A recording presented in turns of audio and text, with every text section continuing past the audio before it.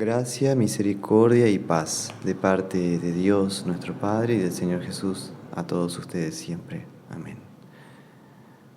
Hoy vamos a tratar un tema importante titulado El pecado contra el Espíritu Santo. Eso tiene registrado el Evangelio según San Marcos en el capítulo 3 de los versículos 22 hasta el 30. En el versículo 22 comienza el Evangelio diciendo así: Pero los escribas que habían venido de Jerusalén decían que Jesús tenía a Beelzebú y que por el príncipe de los demonios echaba fuera los demonios. Y los fariseos, enemigos declarados de Jesús, están diciendo que Él cura por obra del demonio, de Satanás. Eso es lo mismo que decirle en la cara a Jesús: tú eres Satanás o el hijo de Satanás. ¿Y qué reacción tiene Jesús? ¿Cómo los trata? Continúa el versículo 23. Habiéndolos llamado, les decía en parábolas: ¿cómo puede Satanás echar fuera a Satanás? Así que Jesús los convoca, los llama para enseñarles a través de parábolas. Fíjense, Jesús no paga con la misma moneda. Y así nos enseña que amemos incluso a nuestros enemigos, a orar por quienes nos persiguen. Y aquí hoy Jesús añade algo más. Se podría agregar también: convocar y enseñar a nuestros adversarios el camino de la verdad, con amor. Jesús no solo nos enseñó a amar a nuestros enemigos, sino a dar testimonio de la fe a nuestros enemigos, a confesar la verdad de su palabra, las Escrituras, a pesar del maltrato, de la oposición, a pesar de que haya una negación manifiesta de la doctrina cristiana.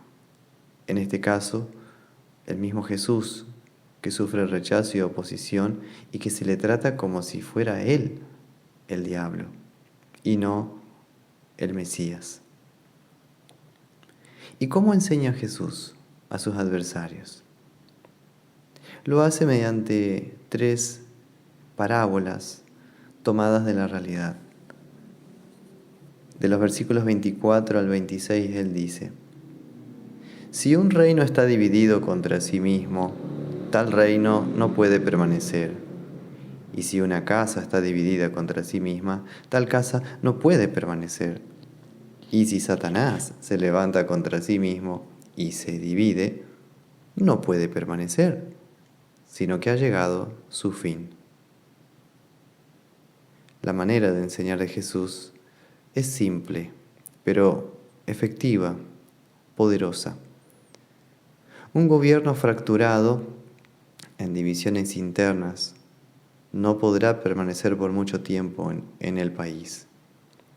Y lo mismo una familia, donde abundan las peleas, las discusiones, los gritos, las infidelidades, tampoco durará mucho tiempo.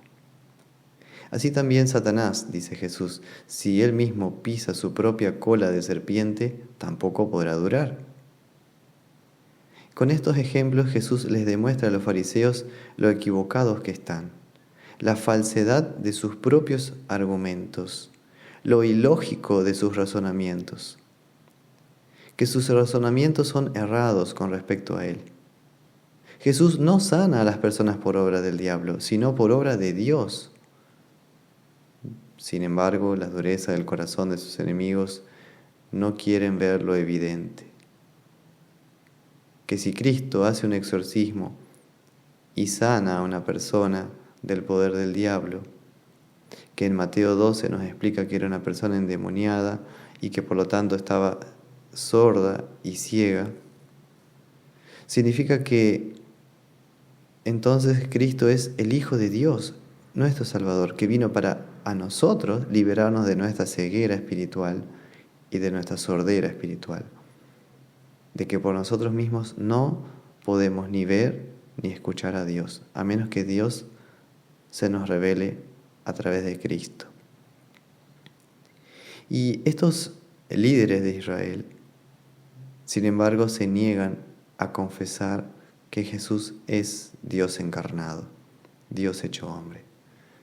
Aún dándose cuenta de eso, sin embargo, no solo lo niegan, sino que inventan una mentira con respecto a Jesús. Y Jesús, conociendo sus corazones, ahora les enseña algo más. Versículo 27. Ninguno puede entrar en la casa de un hombre fuerte y saquear sus bienes si antes no le ata, y entonces podrá saquear su casa. En la lectura paralela al Evangelio de hoy, en el Antiguo Testamento, podemos escuchar que Dios prometió en el Génesis, puntualmente en Génesis 3, versículo 15, que vendría un tiempo donde la descendencia de Eva, Jesús, vendría para aplastar de una vez por todas la cabeza de Satanás, la serpiente antigua, el padre de la mentira, al vencerlo en la cruz. Así, la profecía de Génesis 3:15 se cumple con la venida del Hijo de Dios, aquel descendiente de la mujer, el Hijo de Dios que viene para acabar con el dominio de Satanás, que viene al mundo para vencer a ese hombre fuerte y malvado que es el diablo, y viene para saquear sus bienes, despojarlo de su botín. Y ese botín secuestrado éramos nosotros, pobres pecadores secuestrados por el diablo, presos y cautivos por el pecado y la muerte. Así Cristo entra en nuestra historia naciendo de una mujer, la Virgen María, y cumpliendo así la promesa de Dios Padre hecha a Adán y Eva y a sus descendientes. La promesa de Génesis 3:15 de que Cristo vencería. Solo Él vencería mediante su cruz al poder del diablo. Y también, interesante, también vendría para vencer y derrotar a la descendencia del diablo en la tierra, es decir, para derrotar a los hijos de Satanás. Pero ¿quiénes son esta descendencia de Satanás? En el Evangelio de Juan, en el capítulo 8, leemos lo siguiente, versículos 42 al 45. Jesús dice así: Si vuestro Padre fuese Dios, ciertamente me amaríais, pero yo de Dios he salido y he venido. Vosotros sois de vuestro padre el diablo, y los deseos de vuestro padre queréis hacer. Él ha sido homicida desde el principio, y no ha permanecido en la verdad, porque no hay verdad en él. Cuando habla mentira, de suyo habla, porque es mentiroso y padre de mentira. Y a mí, porque les digo la verdad, no me creéis. Los hijos del diablo son los que odian a Cristo, desprecian la palabra de Cristo, aman la mentira. Son como Caín, aquellos que asesinan a sus propios hermanos, como Caín mató a su hermano Abel. Y así también estos escribas y fariseos, por cuanto están bajo el poder del diablo, rechazan a Cristo, su Mesías, y la palabra de este Salvador, y terminarán por asesinar a su propio Mesías y Salvador. Y de igual manera, hoy día en la iglesia, tenemos los hijos de Dios y los hijos del diablo, entremezclados. Así como el trigo y la cizaña están mezclados en el mismo campo, según la parábola de Mateo 13, en el mismo campo que es el mundo. Así que, si bien no nos cabe a nosotros juzgar los corazones, sino simplemente adherirnos a la verdad de Cristo y confesar su verdad y buscar la verdad en su palabra, así también debemos seguir enseñando la sana doctrina a pesar de la oposición. Seguir denunciando también la falsa doctrina, a pesar de que nos tachen de fanáticos, de ortodoxos anticuados, de anticuados luteranos, pero no es así. Tenemos la verdad de Cristo para enseñar y amar enseñando, incluso a nuestros propios hermanos que nos tachan como enemigos de la fe, cuando es todo lo contrario. Y esto será así hasta el fin del mundo. Los hijos de Dios, discípulos de Jesús por un lado, y los hijos del diablo por el otro, con su falsa enseñanza con respecto a Cristo, convivirán juntos en el campo que es el mundo, la humanidad. A veces, incluso parecerá que el mal, con su corrupción, con sus mentiras, con su heterodoxia, llega a aumentar tanto en el mundo que parecerá como que si el diablo llegó al fin a triunfar sobre la iglesia de Cristo. Y cuanto más se acerque el fin del mundo, más parecerá que la mentira y el mal triunfarán. Hasta que, llegado el tiempo culminante previo al retorno de Cristo, aparecerá en la tierra el representante del maligno en la tierra, el anticristo, el hombre de pecado. Así le llama San Pablo en 2 Tesalonicenses capítulo 2, el hombre de pecado, porque promoverá la corrupción moral, la inmoralidad, y sentándose en el templo de Dios, haciéndose pasar por Dios, y que será destruido por Cristo mismo cuando el Señor regrese. Ahí es cuando más deberemos estar firmes en la palabra de Dios. Porque después de este sufrimiento que atravesará la iglesia, de esta última cruz y dolor, después de este dolor e incluso después de este martirio por causa de Cristo y su Evangelio, después de las burlas y del rechazo, al final la verdad de Dios prevalecerá sobre todos sus enemigos. La luz del Evangelio de Cristo resplandecerá en todo su fulgor, como el sol a pleno día. Y en aquel glorioso día de la segunda venida de Cristo, el Señor mismo, con voz de mando, con voz de arcángel y con trompeta de Dios, descenderá del cielo, y los muertos en Cristo resucitarán primero. Luego nosotros, los que todavía vivimos, los que hayamos quedado de la tribulación, seremos llevados al cielo para recibir al Señor en el aire, y así estaremos siempre con el Señor. Esto dice 1 Tesalonicenses capítulo 4, versículos 16 y 17. Por eso, querida iglesia, hermanos, el Santo Evangelio de hoy nos trae una advertencia. No despreciar a Cristo ni a su palabra, porque en caso de hacerlo, estaríamos despreciando al Espíritu Santo, quien nos trae a Cristo y a sus dones de salvación por esta palabra de Dios. De eso habla el Señor Jesús ahora, en los últimos versículos, versículo 28 hasta el 30, donde dice: De cierto os digo que todos los pecados serán perdonados a los hijos de los hombres, y las blasfemias cualesquiera que sean. Pero cualquiera que blasfeme contra el Espíritu Santo no tiene jamás perdón, sino que es reo de juicio eterno. Porque ellos habían dicho: tiene espíritu inmundo. ¿A qué se refiere Jesús aquí?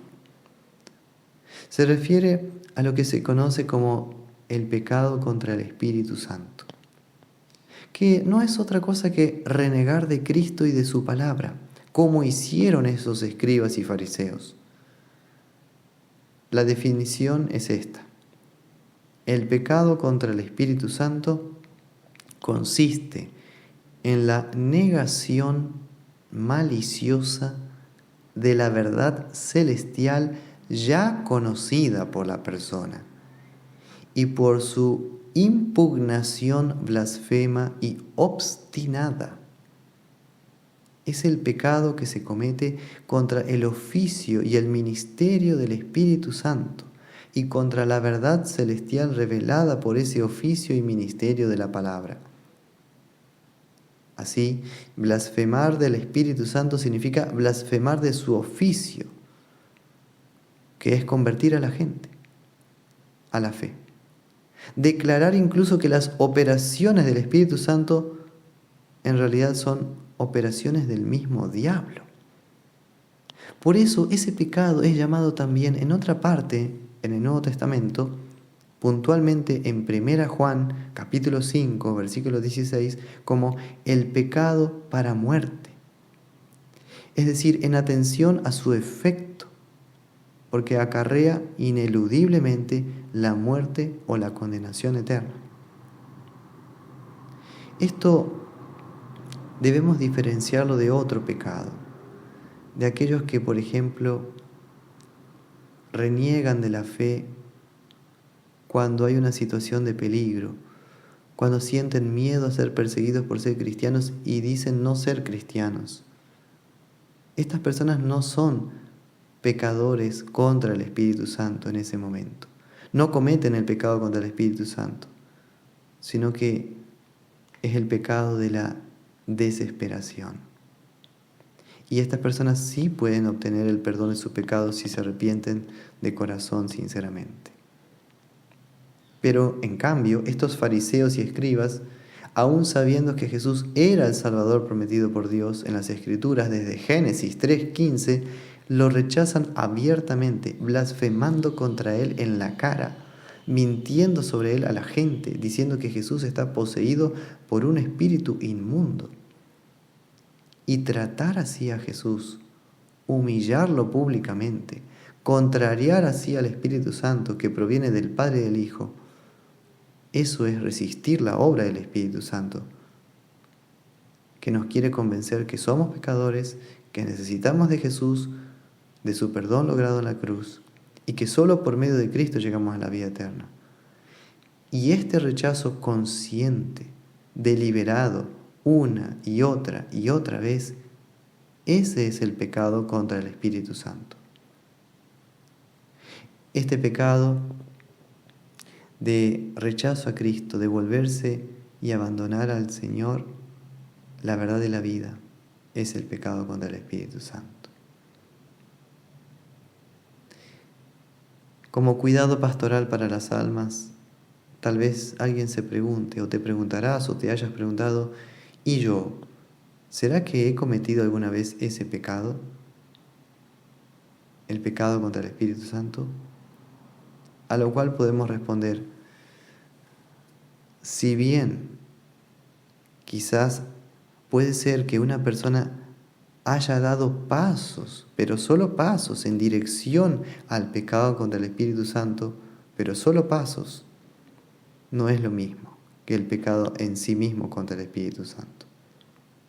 Por ejemplo, como Pedro, Simón Pedro, que negó a Cristo en un momento de debilidad y de miedo, pero no lo hizo movido por un odio hacia Cristo, sino por un pecado de debilidad. En cambio, los fariseos y el mismo Judas Iscariote sí son ejemplos del pecado contra el Espíritu Santo, porque sistemáticamente rechazaron al Hijo de Dios y por lo tanto la palabra de Dios, hasta que Dios Espíritu Santo dejó de actuar en esas personas. Por eso advierte seriamente San Pablo en Efesios capítulo 4, no contristéis al Espíritu Santo de Dios, con el cual fuisteis sellados para el día de la redención. Quítense de vosotros toda amargura, enojo, ira, gritería y maledicencia, y toda malicia. Antes bien, sed benignos unos con otros, misericordiosos, perdonándose los unos a los otros, como Dios también los perdonó a ustedes en Cristo. Efesios 4, 30 al 32.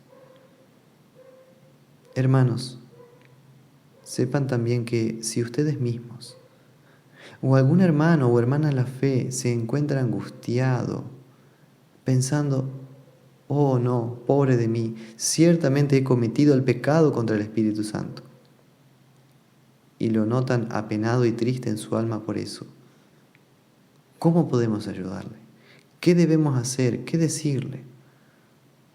Debemos consolar a esa persona y asegurarle que no ha cometido el pecado contra el Espíritu Santo. ¿Y por qué? Porque evidentemente esa tristeza y contrición, esa pena, proviene de Dios, quien está iniciando y obrando el arrepentimiento sincero en esa persona. Y eso es evidencia de que el Espíritu Santo está obrando en la persona. Pero debemos fortalecerla a esa persona en la fe. Y eso nos toca.